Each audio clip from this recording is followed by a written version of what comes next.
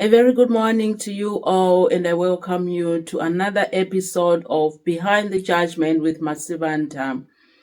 This is a space where we slow down, look beyond assumptions, and talk about the judgments we make far too easily.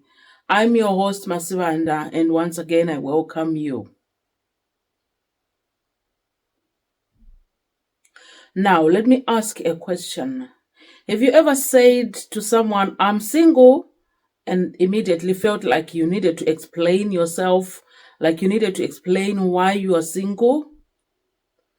Well, if you are one such person, I would advise you to sit tight and watch this episode because today's episode is about being single and being judged for it.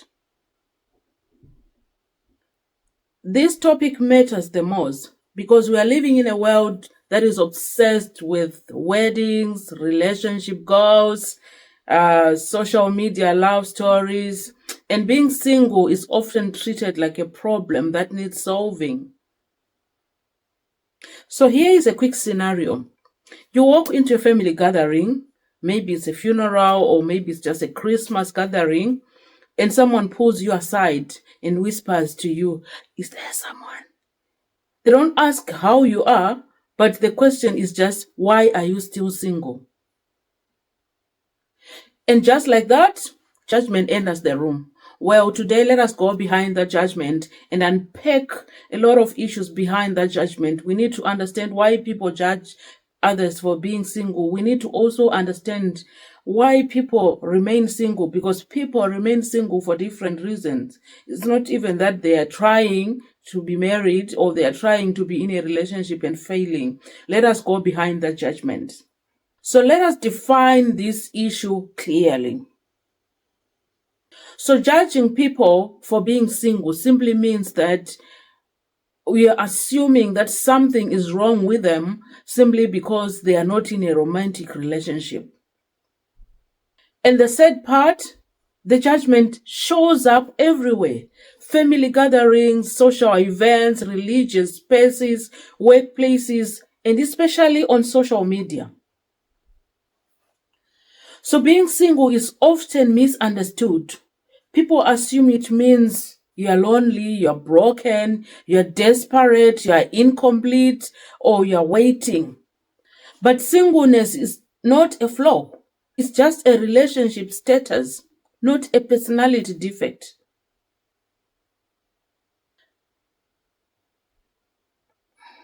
So let us talk about society perceptions about people being single, about singleness.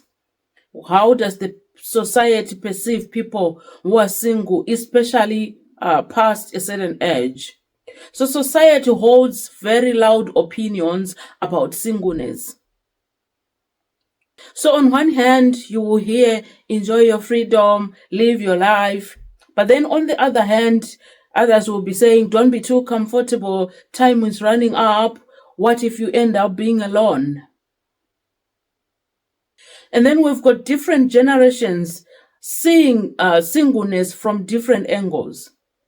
We've got the older generations who often see singleness as something temporary or unfortunate.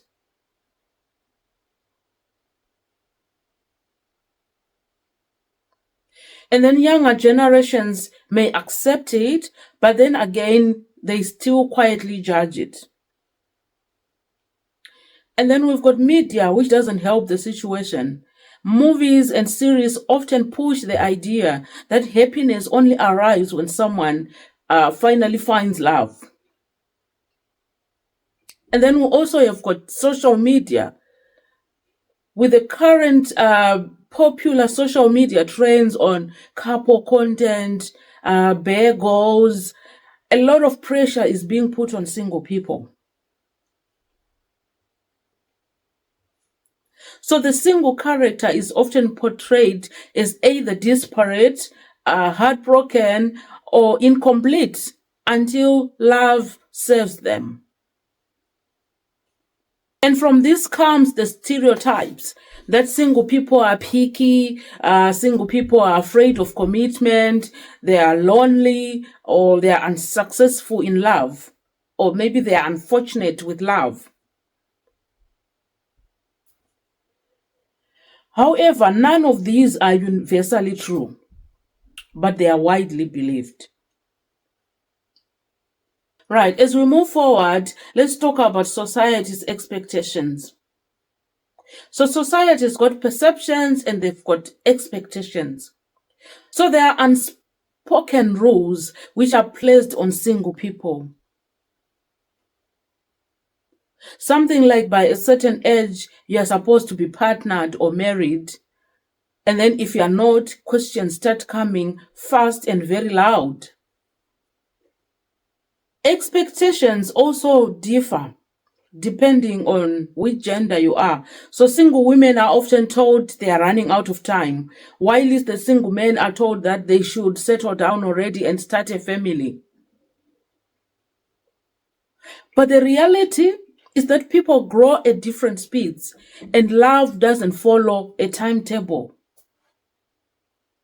If one gets married earlier, well, we clap hands for them. And if one decides to settle down at a later stage, we still clap hands for them. There is no specific timetable. And then another thing that we forget is that not everyone wants or needs the same things at the same times.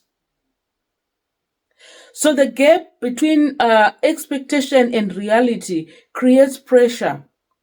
It comes with pressure to settle, pressure to stay in unhealthy relationships, pressure to choose companionship over peace, pressure to choose relationships over career. Now, let us talk about the reasons behind this judgment. The reason people judge single people, especially if you are past a certain age.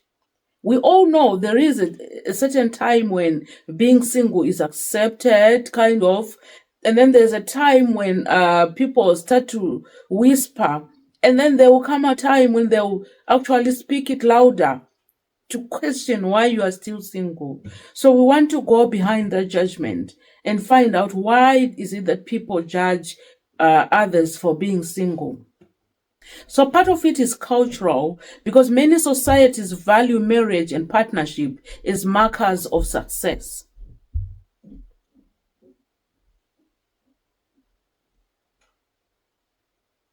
And then part of it is religious, where being single past a certain age is quietly discouraged. And then upbringing also plays a part in this because we repeat what we were taught without questioning it. And then there's also fear. Fear of being different, fear of standing alone, fear of challenging what has always been considered normal. And then social media also adds fuel to the fire, where they are showcasing and highlighting reels of love and making singleness feel invisible or inferior. As we move forward, let's talk about the person being judged. Because remember, like we always say, behind the judgment, there is a person who has got his or her own reasons for being in such a situation. So let's go behind the judgment and look at the person being judged. Let's talk about the single individual. They might be single by choice, just that they are not ready to settle. Or they might be healing from past relationships. They might just be focused on growth. Or they might be waiting for the right partner, not just any partner. But then what they face is constant questioning, subtle shame, jokes, and assumptions. And emotionally, those questions and judgments create self-doubt. Socially, it can make them feel excluded. And economically, even systems sometimes favor couples over individuals. Like, for example, if you want to borrow, they think single people are a flight risk. They've got nothing to commit to, so they can disappear at any time. Yet many single people cope by building strong friendships, investing in personal growth, and choosing peace over pressure.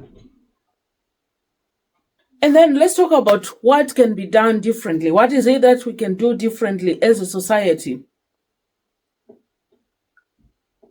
Individually, I think we need to stop asking people invasive questions.